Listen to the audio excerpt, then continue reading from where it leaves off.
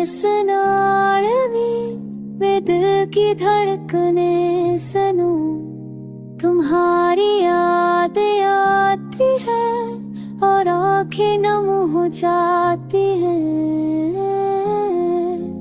हर लम्हा तुम्हारी है मौजूदगी का एक दर्द बनकर सीने पर बैठता है। मैं चलता हूँ खाली सड़कों पर तुम्हारा साए कहीं नहीं मिलता। क्या तुम जानते हो मेरे दिल की हर धड़कन तुम्हें पुकारती, पर तूने कान नहीं धरे और मैं बस खामोश रह गया। बारिश की उत तप में मैं तुम्हारी याद में भीगता हूँ।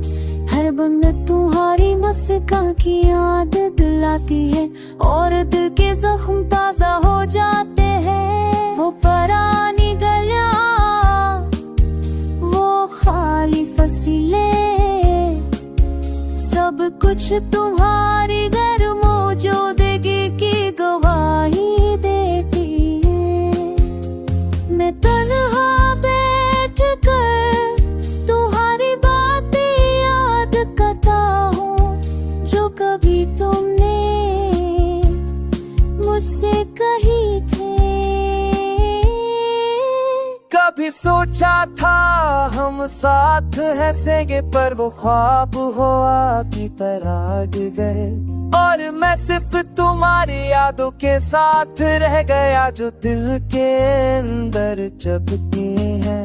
तुम्हारी तस्वीरी मेरी किताब के ऊपर रखी हुई, रोजाना मुझे तुम्हारे बगैर जीने की सजा देती है।